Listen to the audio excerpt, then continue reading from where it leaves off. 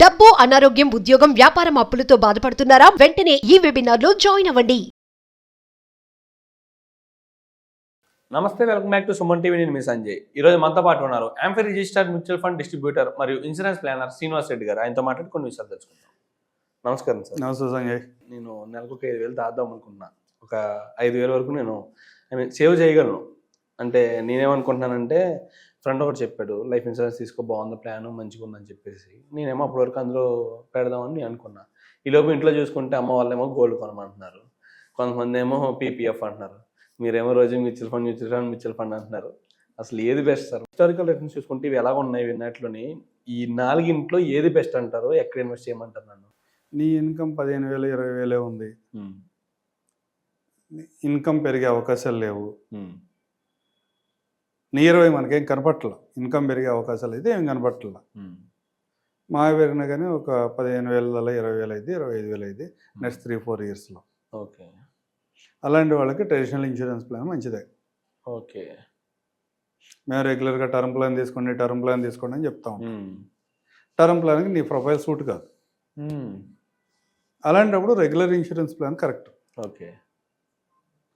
అట్లా కాదు, సరే ఈ మార్కెట్ వాలటిలిటీ వద్దు, ఈ గోల వద్దు, నాకు నేను ఒక టర్మ్ ప్లాన్ తీసుకుందాం అనుకుంటున్నానులే, నా ప్రొఫైల్ టర్మ్ ప్లాన్ వచ్చింది, ఓకే, నాకు శాలరీస్ పెరుగుతాయి, నెక్స్ట్ 2 ఇయర్స్లో టర్మ్ ప్లాన్ తీసుకుందాం అనుకుంటున్నా, ఇది కొంచెం సేఫ్టీ ఉండేటట్టుగా చూసుకోవాలి, ఒక 10-15 ఏళ్ళు దీన్ని ముట్టుకోకూడదు సార్, నాకు బ్యాంక్ ఇంట్రెస్ట్ వచ్చినా పర్లేదు అనే మెంటాలిటీని ఇదైతే పీపీఎఫ్ బెటర్.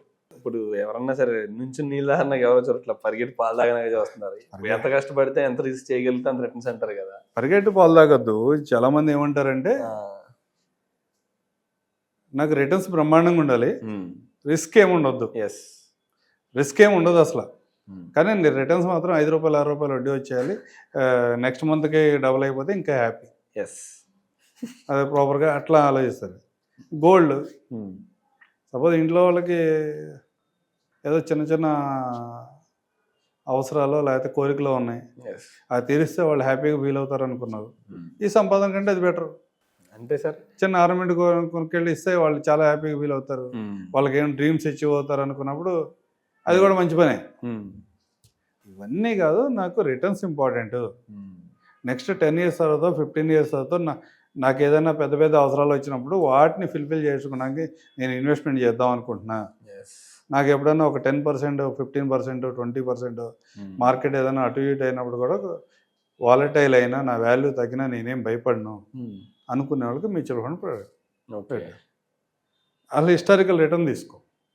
ఎందుకు లాంగ్ టర్మ్లో మ్యూచువల్ ఫండే బెటర్ అని చెబుతున్నారు అంటే, హిస్టారికల్ రిటర్న్ తీసుకుంటే కనుక నెలకు ఒక 5,000 రూపాయలు ఎవరైనా ఒక ఇన్సూరెన్స్ ప్లాన్లో ఇన్వెస్ట్ చేసి ఒక 15 సంవత్సరాల తర్వాత విత్డ్రా చేసుకుందామని చూస్తే, ఇన్సూరెన్స్లో అయితే ఒక 12-13 లక్షల రూపాయల వరకు మెచ్యూరిటీ వస్తుంది. ఓకే.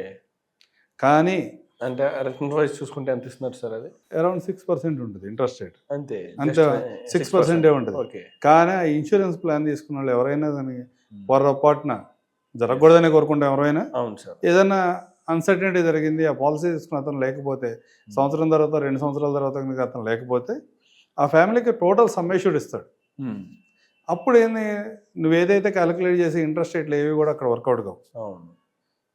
సంవత్సరానికి ఒక 60,000 రూపాయల కాడికి ఒక 2 సంవత్సరాలు 3 సంవత్సరాలు పే చేశాడు, 1,80,000 పే చేశాడు, అతనికి వచ్చేప్పుడు దగ్గర 15-16 లక్షలు మెచ్యూరిటీ డెత్ క్లెయిమ్ వచ్చింది అనుకోండి. మనం పెట్టిన అమౌంట్కి అతనికి వచ్చిన అమౌంట్కి చాలా హ్యూజ్ గ్యాప్ ఉండదు, ఇంట్రెస్ట్ ఏది వర్కౌట్ కాదు. అవును సార్. అదే ఆ ప్రోడక్ట్లో ఉపయోగం. పీపీఎఫ్ ఎందుకు పీపీఎఫ్ చేయమంటారు అంటే, మన దగ్గర ఏ రోజు లిక్విడిటీ ఉంటే లిక్విడిటీ ఉన్నదాన్ని విత్డ్రా చేసేస్తూ ఉంటాం. అనుకున్న వాడికి అట్లా కాదు, విత్డ్రా చేయకుండా ఒక 15 ఇయర్స్ అన్న హోల్డ్ చేయాలి అనుకున్నాడు పీపీఎఫ్ కరెక్ట్. ఓకే. అట్లా కాదు, ఇవన్నీ కాదు, మనకి పర్లేదు వాలటైలిటీ ఉన్నా మనకి రిటర్న్స్ కావాలి అనుకుంటే కనుక మ్యూచువల్ ఫండ్. ఇదే సందర్భంలో ఇందాక ఇన్సూరెన్స్ ప్లాన్లో ఇన్వెస్ట్ చేస్తే నీకు 13 లక్షల వరకు వస్తాయి అని చెప్పాను. అవును. ఇదే అమౌంట్ కనుక నువ్వు పీపీఎఫ్లో ఇన్వెస్ట్ చేసావు అనుకో, నీకు ఒక 18 lakhs వరకు వస్తాయి. 18 lakhs వరకు వస్తాయి. అదే అమౌంట్ కనుక నువ్వు గోల్డ్లో ఇన్వెస్ట్ చేసి ఉంటే, ప్రతి సంవత్సరం ఒక 60,000 రూపాయల గోల్డ్లో ఇన్వెస్ట్ చేసుకుంటే వెళ్తే యావరేజ్ నా గోల్డ్లో రిటర్న్ 10% వరకు వర్కౌట్ అవుతుంది, హిస్టారికల్ రిటర్న్. ఫ్యూచర్ కూడా అలాగే ఉంటుంది అనుకుంటున్నాం. నెక్స్ట్ 15 ఇయర్స్ తర్వాత నీకు ఒక 20 lakhs వస్తుంది. ఓకే. ఇంకొక 2 గోల్డ్ 20 lakhs వరకు వస్తుంది. మ్యూచువల్ ఫండ్స్ ఎంత వస్తుంది? మ్యూచువల్ ఫండ్లో అదే 10 years కనుక అదే అమౌంట్ చేస్తే మినిమం నీకు ఒక 33 lakhs వరకు వస్తుంది. Duration sir 15 years same duration same amount. Investment amount ఎక్కడైనా సరే 9 లక్షలే. ఇన్సూరెన్స్లో అయితే 12 నుంచి 13 లక్షలు వస్తుంది. పీపీఎఫ్లో అయితే 16 నుంచి 17 లక్షలు వస్తుంది. కొంచెం ఎక్స్ట్రా కూడా రావచ్చు. అదే ఇన్సూరెన్స్ గోల్డ్లో ఇన్వెస్ట్ చేస్తే నీకు 19 నుంచి 20 lakhs మధ్యలో ఉంటుంది. మ్యూచువల్ ఫండ్లో అయితే నీకు 33 to 35 lakhs మధ్యలో ఉంటుంది. దీంట్లో ఏమన్నా అడ్వాంటేజ్ ఏంటంటే ఇన్సూరెన్స్లో కానీ పీపీఎఫ్లో కానీ నువ్వేమీ ట్యాక్స్ పే చేయాల్సిన అవసరం లేదు. మ్యూచువల్ ఫండ్లో ట్యాక్స్ పే చేసుకోవాలి. లాంగ్ టర్మ్ క్యాపిటల్ కానీ ఏదైతే ఉందో అదే 10% వరకు పే చేయాల్సి ఉంటుంది. 12.5 ఉంది రీసెంట్ చేంజెస్ తర్వాత. 1,25,000 వరకు ఎగ్జామ్షన్ ఉంది. తర్వాత 12.5 ఏదైతే ప్రాఫిట్స్ వస్తుందో దాంట్లోంచి 1,25,000 మైనస్ చేసినాక మిగతా అమౌంట్కి మనం 12.5% ట్యాక్స్ పే చేయాలి. ఇవన్నీ క్యాలిక్యులేట్ చేసుకున్న తర్వాత కూడా నీకు 31 నుంచి 32 lakhs వరకు ప్రాఫిట్ ఉంటుంది. రిటర్న్స్ వైజ్ చూసుకుంటే మ్యూచువల్ ఫండ్స్ చాలా బెస్ట్గా అనిపిస్తుంది. కానీ ఇప్పుడున్న యూత్కి ఎగ్జైట్మెంట్, ఆర్భాటాలు, కొంచెం ఆత్రుత ఎక్కువ.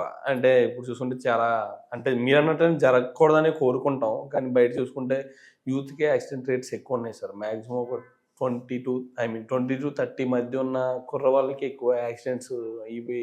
అట్లా ఏం లేదు. మనము అంత విపరీతంగా భయపడాలన్న సిచ్యువేషన్స్ అయితే బయట కూడా ఏమి లేవు. కాకపోతే ఏంటంటే నీ అవసరానికి తగ్గట్టుగా నువ్వు ప్లాన్ చేసుకో. రిటర్న్ వైజ్ చూసుకుంటే సేఫ్టీ వైజ్ చూసుకుంటే ఇన్సూరెన్స్ ప్లాన్ చేసుకో, తప్పేం కాదు. అట్లా కాదు నాకు రిటర్న్సే కావాలి, నాకు పర్లేదు నేను ఒక టర్మ్ ఇన్సూరెన్స్ ప్లాన్ తీసుకుంటా 1 year తర్వాత లేకపోతే 6 months తర్వాత అనుకున్నాం అనుకో, మ్యూచువల్ ఫండ్కి వెళ్ళిపోయి హ్యాపీగా. అట్లా కాదు ఇంట్లో అమ్మని హ్యాపీగా ఉంచాలి, లేకపోతే చెల్లెల్ని హ్యాపీగా ఉంచాలి, లేకపోతే మనం సొసైటీలో కొంచెం గొప్పగా కనపడాలి అనుకుంటే ఏదో గోల్డ్ ఆర్నమెంట్ కొనుక్కుని వేసుకుంటాం. అది ప్రతిదీ కూడా నిర్ణయం అనేది నీ అవసరానికి నీ అభిరుచి తగ్గట్టుగా డిజైన్ చేసుకోవాలి. అంతేగాని అంటే ఏ ప్రోడక్ట్ గురించి ఎవరు వచ్చి నీకు ఎక్స్ప్లెయిన్ చేసినా, ఒక రియల్ ఎస్టేట్ ఏజెంట్ వచ్చి నీకు ఎక్స్ప్లెయిన్ చేస్తే రియల్ ఎస్టేట్ మాత్రమే జీవితం అనిపించింది. అవును. ఒక మ్యూచువల్ ఫండ్ అతను వచ్చి ఎక్స్ప్లెయిన్ చేస్తే మ్యూచువల్ ఫండ్ మాత్రమే జీవితం అనిపించింది. ఒక ఇన్సూరెన్స్ అడ్వైజర్ వచ్చి కనుక నీకు ఎక్స్ప్లెయిన్ చేయడం మొదలు పెడితే ఇది లేకపోతే అసలు ఏమీ లేదుగా అనిపించదు. కానీ నీకేది కావాలన్నది ఈ మూడిట్లో కూడా నువ్వు కొంచెం ప్రశాంతంగా కూర్చొని ఆలోచించుకుని దాన్ని ప్రాపర్గా ఇన్వెస్ట్ చేసుకోవాలి. Okay sir. కానీ మీరు చెప్పింది బాగానే ఉంది. అంటే ఏ విధంగా అంటే మళ్ళీ నన్ను కన్ఫ్యూజన్లోనే పెట్టారు పట్టుకొచ్చి. కానీ రిటర్న్ వైజ్ చూసుకుంటే నాకైతే మ్యూచువల్ ఫండ్స్ అయితే కొంచెం మొగ్గు చూపిస్తుంది. అటు పరంగా చూసుకుంటే సేఫ్టీయే. కానీ నాకు ఒక టాస్క్ ఇచ్చారు కూర్చొని ఆలోచించుకున్న తర్వాత అంటే తప్పకుండా ఎవరైనా ఒక సేల్స్ పర్సన్ కనుక ఎవరైనా మీ దగ్గరకు వచ్చి ఏదైనా ఒక ప్రోడక్ట్ గురించి ఎక్స్ప్లెయిన్ చేస్తే ప్రతి సేల్స్ పర్సన్ కూడా వెనకాల ఒక సేల్స్ స్టోరీ తీసుకుని వస్తాడు నీ దగ్గరికి. దాన్ని ఆ సేల్స్ స్టోరీ నాకెంత ఉపయోగపడుతుందని మాత్రం ఒకసారి చాలా జాగ్రత్తగా అబ్జర్వ్ చేసుకుని డెసిషన్ తీసుకుంటాం. Okay sir, thank you very much sir.